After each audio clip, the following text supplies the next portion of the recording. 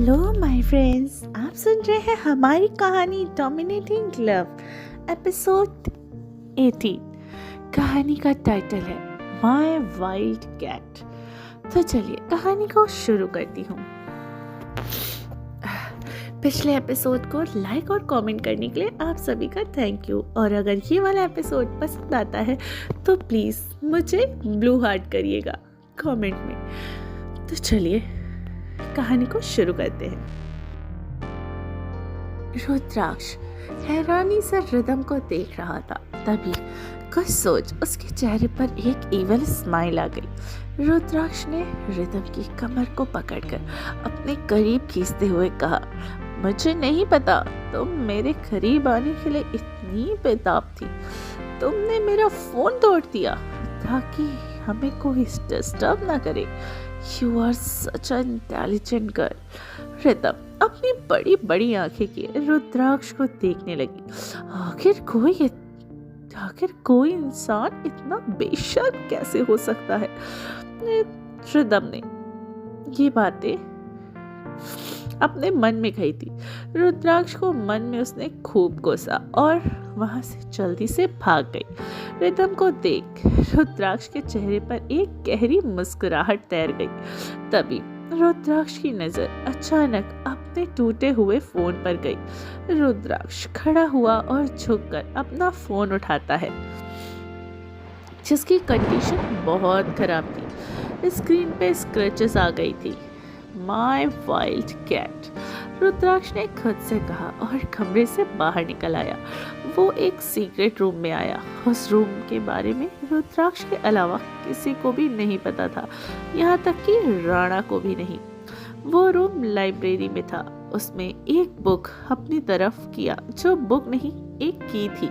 अचानक लाइब्रेरी की दीवार अपने आप ही अलग हो गई। वो अंदर गया और लाइट्स ऑन की। वो कमरा काफी बड़ा था। दीवारों पर बहुत सारा कैनवास लगा हुआ था, जिसमें किसी खूबसूरत लड़की की बहुत खूबसूरत सी पेंटिंग्स बनी हुई थी। पेंटिंग्स को देखकर ऐसा लग रहा था कि वो लड़की कैनवास से निकलकर अभी उसके सामने ही आ जाएगी। रुद्राक्ष की नज़र टेबल पर रखी, जहाँ पर बहुत सारे कलर और ब्रशेस थे। रुद्राक्ष ने सारी ब्रशेस उठा ली और एक चेयर पर बैठकर कुछ पेंट करने लगा। वो लगातार ब्रश उस कैनवास में घुमाए जा रहा था। उसने अपनी आंखें बंद कर रखी थी। कुछ घंटे के बाद रुद्राक्ष ने सारे ब्रशेस फेंक दिए और अपने हाथों को कलर में डुबाकर पेंटिंग करने लगा। लगभग एक घंटे के बाद उसका हाथ रुका। रुद्राक्ष की नज़र जब पेंटिंग पर गई तो उसके होठों पर एक गहरी मुस्कुराहट आ गई। एक रुद्राक्ष एकटक उस पेंटिंग को देखे जा रहा था। रुद्राक्ष उस पेंटिंग को देखकर खुद से गुनगुनाने लगा, तुम जो आए जिंदगी में बात बन गई। ओ इश्क मजहब, इश्क मेरी जात बन गई। ये बोल वो जोर जोर से पागलों की तरह हंसने लगा। रुद्राक्ष ने अजीब तरीके से मुस्कुराते हुए कहा, तुम मेरे दिल पर अपने लिए हद से ज्यादा जगह बना रही हो, और ये तुम्हारे लिए बिल्कुल अच्छा नहीं है, क्योंकि रुद्राक्ष राठौर का प्यार उसकी नफरत से ज्यादा खतरनाक है। रुद्राक्ष ने कहा और हॉल में आ गया। वो चारों तरफ रिदम को ढूंढने लगा, पर रिदम उसे कहीं नहीं मिली। वो तुरंत रूम में गया, पर रिदम वहां भी नहीं थी। अब रुद्राक्ष की आंखें सर्द होने लगी। कुछ देर के बाद रुद्राक्ष सोफे पर किसी शैतान की तरह बैठा हुआ था और उसके सामने सारे बॉडीगार्ड सिर झुकाकर खड़े थे, जबकि सबके लिए वहां पर सांसें लेना बहुत ही मुश्किल था। रुद्राक्ष अपनी लाल आंखों से सभी को घूर रहा था और रूम का पूरा तापमान इस समय गिर चुका था। रूम काफी ठंडा हो गया था, क्योंकि शैतान अपनी राजकुमारी के बिना पागल हुए जा रहा था। रुद्राक्ष ने अपनी कोल्ड वॉइस में पूछा, रिदम कहाँ है? सारे बॉडीगार्ड रुद्राक्ष की आवाज सुनकर कांप उठे। एक बॉडीगार्ड ने सामने आते हुए कहा, हुकुम सा। तभी वो बॉडीगार्ड जमीन पर गिरा पड़ा हुआ था। उसके शरीर पर खून पानी की तरह बहने लगा। रुद्राक्ष ने अपने गन को देखते हुए कहा, मुझे लापरवाह लोग बिल्कुल पसंद नहीं। मुझे मेरी रिदम जल्द से जल्द अपने पास चाहिए। तभी राणा भागते हुए आया और हाफते हुए बोला, हुक्मरानी सा को किसी ने किडनैप कर लिया है। फिर राणा ने जल्दी से लैपटॉप पर एक सीसीटीवी फुटेज चला दी जिसमें रिदम बाहर जा रही थी कि तभी कोई स्कॉर्पियो उसके सामने आई और उसमें 4 लोग बाहर निकले। वो सब रिदम को जबरदस्ती स्कॉर्पियो के अंदर ले जाने लगे। रिदम उनसे अपना हाथ छुड़ाने की पूरी कोशिश कर रही थी। उसने लगभग सबको धराशाही कर दिया था।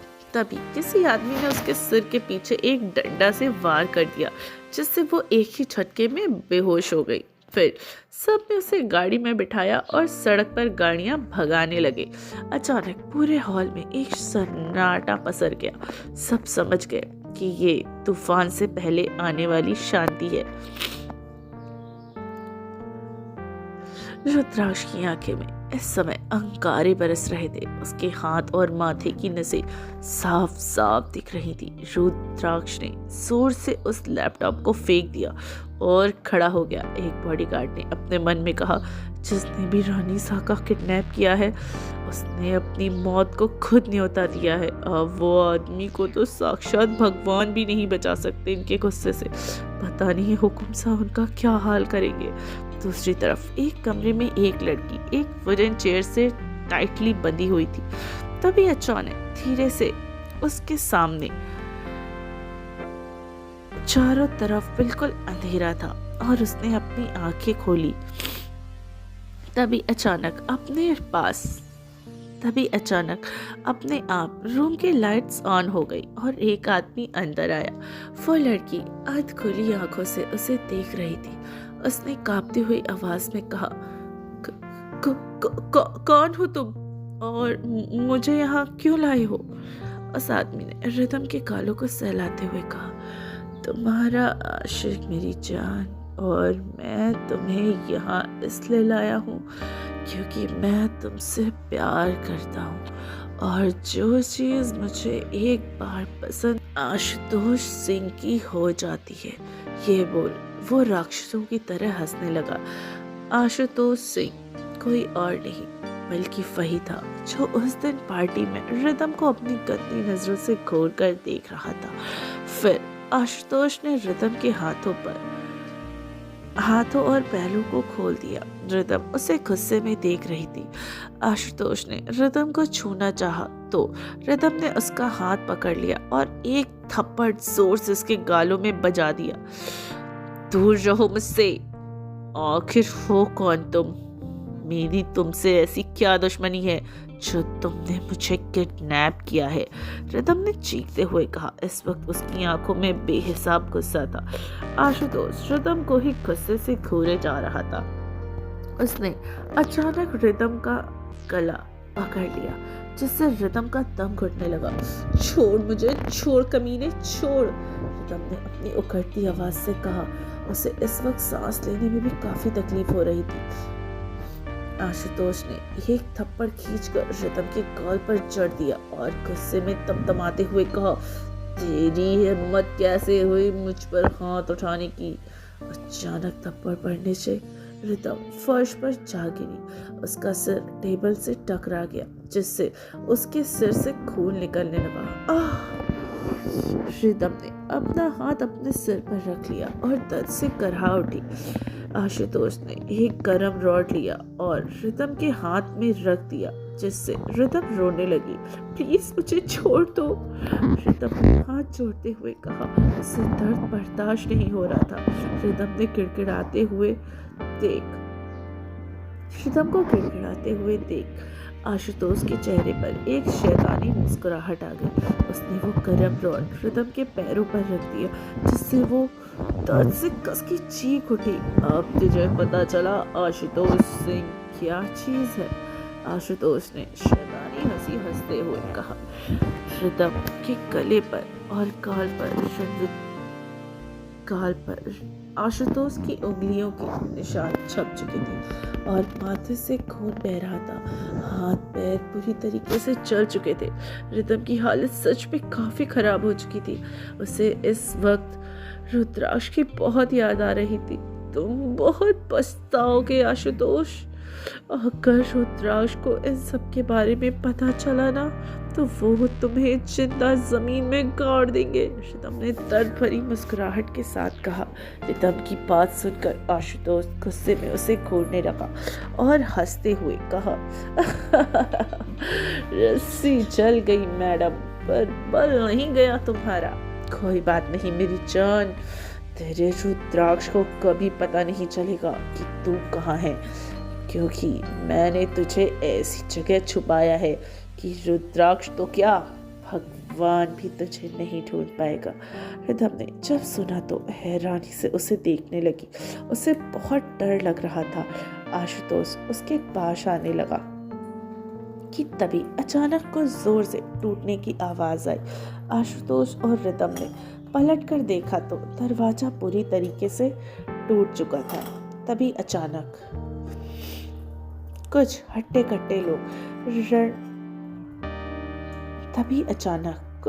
कट्टे लोग आशुतोष को चारों तरफ से घेर लेते हैं। इस वक्त उन सब ने काले कपड़े पहन रखे थे। तभी रिदम की नजर बॉडीगार्ड के पीछे से आते हुए एक आदमी पर गई, जिसकी आंखें इस वक्त ज्वालामुखी की तरह लाल हो चुकी थी। रिदम के चेहरे पर एक सुकून के भाव आ गए। रुद्राक्ष ने रिदम के करीब आया और लेकिन जब उसने रिदम की हालत देखी तो उसकी आंखें सर्क हो गईं। वो गुस्से में आशुतोष सिंह को घूरने लगा। रुद्राक्ष ने राणा को कुछ इशारा किया तो वह तुरंत वहां से चला गया। रुद्राक्ष आशुतोष की तरफ अपना कदम बढ़ाने लगा और अपना बेल्ट खोलने लगा। आशुतोष जमीन पर लड़खड़ाते हुए गिर पड़ा और रुद्राक्ष को देख डर के मारे कांपने लगा और पीछे खिसकने लगा। आशुतोष ने डरते हुए कहा, मुझसे दूर रहो। पर रुद्राक्ष अब कहाँ किसी के सुनने वाला था। वो तो पूरा का पूरा शैतान बन चुका था। वो लगातार आशुतोष को बेल्ट से मारने लगा और आशुतोष दर्द से तड़पने लगा। तेरी हिम्मत कैसी हुई मेरी रिदम को हाथ लगाने की, रुद्राक्ष ने गुस्से में चिल्लाते हुए कहा। तभी राणा और कुछ बॉडीगार्ड लेकर आया। तो फ्रेंड्स, कैसी लगी आपको हमारी कहानी का ये एपिसोड, बताइएगा कमेंट करके। अच्छा लगता है तो ब्लू हार्ट ज़रूर कीजिएगा कमेंट में।